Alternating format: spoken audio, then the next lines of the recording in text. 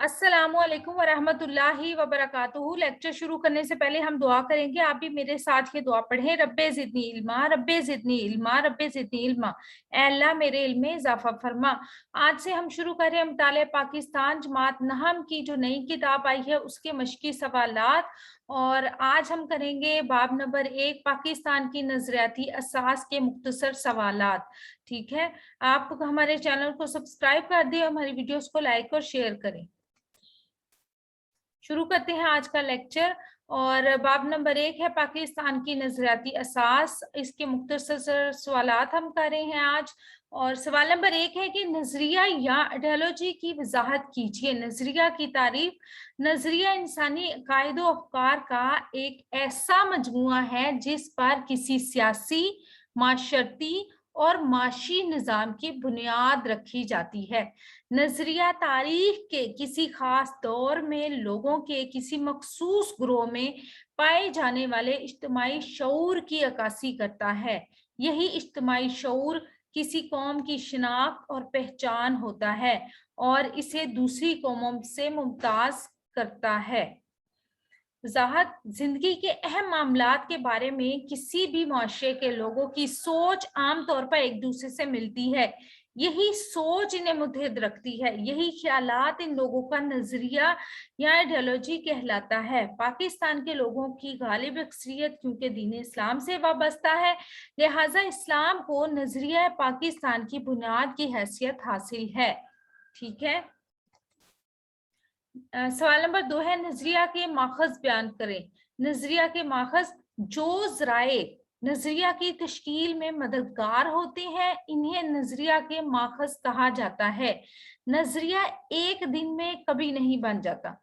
ये नशोनुमा और इत्तका के अमल से गुजर कर ही कोई शक्ल अख्तियार करता है। यानी इसको बनने के लिए, नजरिए को डेवलप होने के लिए वक्त चाहिए होता है। आहिस्ता आहिस्ता जब वक्त गुजरता है तो उस वक्त के साथ साथ नजरिया जो है वो बनता है। नजरिया ना तो हुक्म के जरिए मुसल्लत किया जा सकता है, ना कानून की तरह इसे नाफिज किया जा सकता है। इसकी जड़ें किसी कौम की तारीख, रवायात, रस्म रिवाज, नफ्सियात और मजहब व कायद में तलाश की जा सकती हैं। यही नजरिया के माखज हैं। ठीक है, हम किसी कौम की तारीख, रवायात या उसके जो रस्म रिवाज होते हैं, मिजाज जो होता है, उसकी नफ्सियात जो होती है उस कौम की, या उसके जो मजहबी अकायद होते हैं, उसकी वजह से ये नजरिया बनता है। और हम इसे एक हुक्म दे के ये नहीं कह सकते कि ये जी हमारा नजरिया है, ये होना चाहिए। नहीं, ये आहिस्ता आहिस्ता वक्त गुजरने के साथ साथ आहिस्ता आहिस्ता इंसानी नफ्सियात के मुताबिक परवान चढ़ता है। सवाल नंबर 3 है कि नजरिया पाकिस्तान की तारीफ और तोज़ी कीजिए। नजरिया पाकिस्तान की तारीफ और तोज़ी। अंग्रेजों के हिंदुस्तान पर कब्जे के बाद बरसगीर के बदलते हुए हालात में मुसलमानों ने जो सफर सर सैयद अहमद खान की रहनुमाई में शुरू किया था, वो सफर अल्लामा इकबाल की बसीरत की रोशनी में आगे बढ़ा और कायद-ए-आज़म मोहम्मद अली जिन्ना की दानिशमंदाना क़यादत में मंजिल से हमकिनार हुआ। इसी शऊर मंजिल को नजरिया पाकिस्तान कहते हैं। नजरिया पाकिस्तान इनफरादी और इज्तिमाई जिंदगी में कुरान और सुन्नत की पैरवी का नाम है। नजरिया पाकिस्तान एक ऐसी रियासत के क़याम का नाम है जहां अवामी फलाह बहबूद का ख्याल रखा जाए। नजरिया पाकिस्तान कुरान और सुन्नत के असूलों पर मबनी मुआशरे की तख्लीक का नाम है।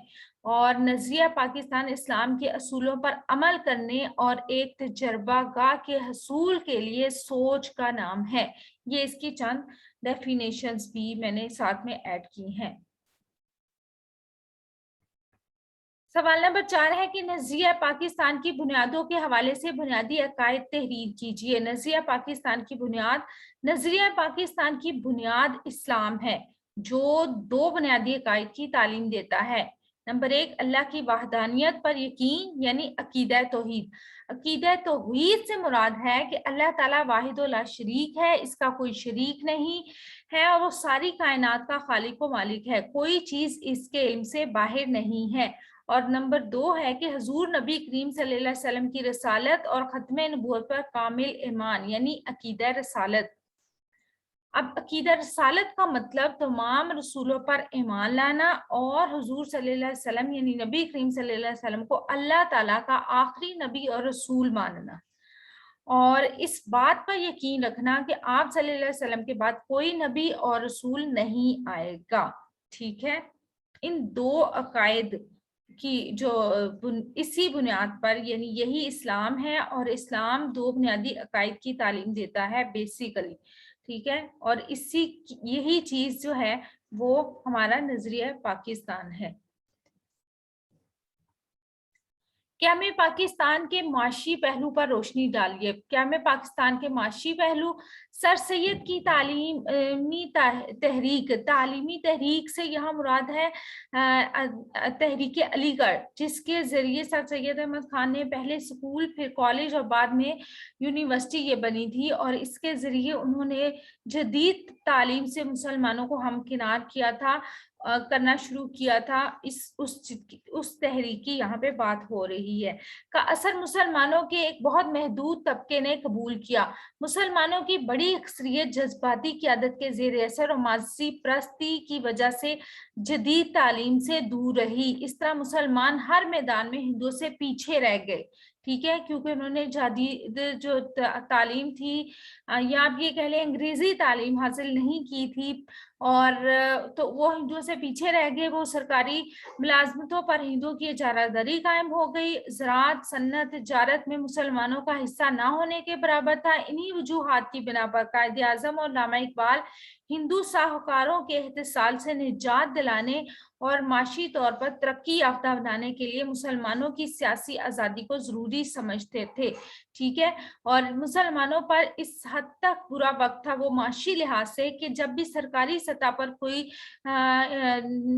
जॉब के लिए या नौकरी के लिए इश्तिहार दिए जाते थे, वहाँ खास तौर पे ये मेंशन किया जाता था कि कोई मुसलमान इसके लिए अप्लाई नहीं कर सकता। ठीक है, इसलिए मुसलमानों की माशी हालात बहुत ज्यादा खराब थे, और ये भी एक पहलू बना क्या में पाकिस्तान का, ताकि मुसलमानों के पास कोई ऐसी जमीन, कोई ऐसा खित्ता हो जहां वो अपने आजादी के साथ सांस ले सके, आजादी के साथ रह सके। सवाल नंबर 6 है, दो कौमी नजरिए के हवाले से सर सैयद अहमद खान के किरदार की वजाहत कीजिए। सर सैयद अहमद खान और दो कौमी नजरिया। सर सैयद अहमद खान वो पहले शख्स है जिन्होंने बरतानवी हुक्मरानों पर वाजिया करने की कोशिश की कि बरतानवी तर्ज का जमहूरी निज़ाम, जिसमें हुकूमत हमेशा अक्सरियत की बुनियाद पर बनती है, हिंदुस्तान के मखसूस हालात के लिए कतन मौजू नहीं है, क्योंकि यहाँ दो बड़ी कौमों के दरमियान आबादी के साथ साथ मजहब और सकाफत और रस्म और रिवाज का फर्क भी बहुत ज्यादा है। इसके साथ ही सर सैयद ने मुसलमानों को इस बात से खबरदार किया कि वो एक कसीरुल कौमी हिंदुस्तानी मुआशरे में अपनी इस्लामी शनाख्त को गुम ना होने दें। ठीक है, वो ये चाहते थे कि मुसलमान एक अलग कौम की हैसियत से हिंदुस्तान में अपनी हैसियत मनवाएं। बरसगीर में जुदागाना मुस्लिम कौमियत का यही तस्वुर वक्त गुजरने के साथ साथ मजीद निखर कर सामने आया और बिल आखिर क़याम पाकिस्तान की बुनियाद बना। सवाल नंबर 7 है कि पाकिस्तान की रियासत में गैर मुस्लिम अक़लियतों की हैसियत के हवाले से कायद-ए-आज़म का क्या इरशाद था। गैर मुस्लिम पाकिस्तान के मुसावी दर्जे के शहरी हैं। पाकिस्तान की पहली दस्तूर साज असम्बली से खिताब करते हुए कायद-ए-आज़म ने 11 अगस्त 1947 को फरमाया कि पाकिस्तान की गैर मुस्लिम अक़लियतों के समाजी और सियासी हकूक मुस्लिम शहरियों से किसी तरह कम नहीं होंगे, और ये कि पाकिस्तान में किसी के साथ मजहबी इम्तियाज नहीं बरता जाएगा। उन्होंने फरमाया, आप आज़ाद हैं, आप अपने मंदिरों में जाने के लिए आज़ाद हैं, आप अपनी मस्जिदों में जाने के लिए आज़ाद हैं, आपका मजहब कुछ भी हो, आप अपनी इबादत गाहों में जाने के लिए मुकम्मल तौर पर आज़ाद हैं। मुमलिकत है पाकिस्तान को इस बात से कोई गर्ज नहीं होगी कि आपका अकीदा, मजहब या ज़ात क्या है। हम अपने सफर का आगाज इस बुनियादी असूल की रोशनी में कर रहे हैं कि हम सब मुमलिकत पाकिस्तान के शहरी और मसावी दर्जे के शहरी हैं। अगर आपको हमारी वीडियोस पसंद आ रही हैं तो हमारे चैनल को सब्सक्राइब करके वीडियोस को लाइक और शेयर करें। अल्लाह ताला मुझे और आपको नेकी की राहों पर चलने की तौफीक अता फरमाए। अपना और अपने प्यारों का रखिएगा बहुत सा ख्याल, और इसके साथ ही हमें दीजिएगा इजाजत। रब रखा। अल्लाह ब्लेस यू।